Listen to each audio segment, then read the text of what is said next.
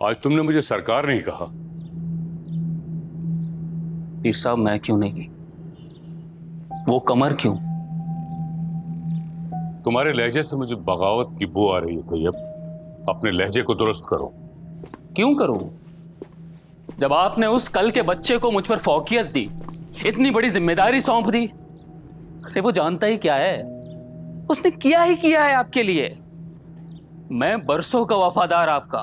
मैं जो फैसला भी करता हूं बहुत सोच समझ के करता हूं। पीर साहब, कमर इस इलाके का नहीं है, वो नहीं कर पाएगा ये सब। कल को मुझे और आपको सब कुछ ठीक करना पड़ेगा। तुम्हें इतनी शय किसने दी कि तुम मेरे फैसले को गलत कह रहे? जानते हो ना कि तुम कौन हो और मैं कौन? बखूबी जानता हूं सरकार, और आप भी जानते हैं कि आपके हर फैसले पर लब्बैक कहा है मैंने, लेकिन अब नहीं। बस, हो कौन तुम? जानते भी हो तुम्हारा बाप कौन था? नहीं जानते। तुम्हारी हैसियत तो गली में पड़े उस कूड़े जितनी भी नहीं है, जिसे कम से कम यह तो पता होता है कि वो किस घर का गंद है।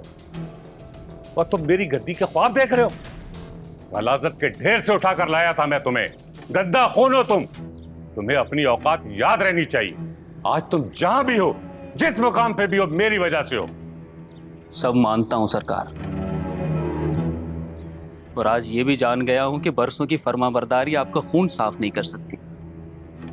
बदनस्ला ही रहता है। मैं तो सिर्फ वफादारी निभा रहा था आपकी। आपने तो कुत्ता ही बना दिया है मुझे, जो आपके हुक्म पे भौंकता है, आपके इशारे पे काटता है। मैं एक शिकारी कुत्ता ही तो हूं, शिकारी कुत्ता। मेरी वफादारी की कोई कीमत नहीं है। वफादारी से औकात नहीं बदलती तैयब।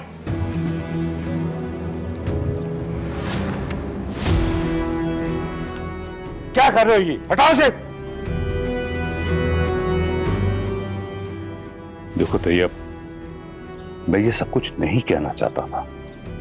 तुमने मुझे मजबूर किया कि मुझे कहना पड़ा कि तुम बेनस्ली हो और अनपढ़। पहले हमारा वास्ता अनपढ़ लोगों से था, लेकिन अब जमाना बदल गया है। हमें कमर जैसे पढ़े लिखे लड़के की जरूरत है जो हमारी आवाज को इस शहर, इस मुल्क, बल्कि इस दुनिया तक पहुंचा सके। मगर मेरा क्या? मैं उसके तलवे नहीं चाट सकता पीर साहब।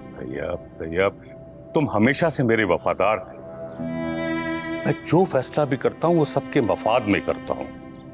तुम्हारे जेल जाने की वजह से हालात ऐसे हो गए कि मुझे मजबूरन ये करना पड़ा, लेकिन उससे क्या फर्क पड़ता है? आस्थाने का निजाम और इलेक्शन का सारा निजाम तुम्हें संभालना है, और अगर कमर जीत भी गया तो उसको चलाने वाले तुम हो। सियासत में जो शख्स सामने होता है उसके पीछे दिमाग किसी और का होता है।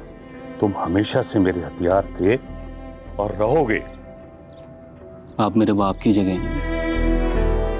आपने समझा दिया, मैं समझ गया हूं। मुझे तुम्हारी यही बात पसंद है कि तुम बात को फौरन समझ जाते हो।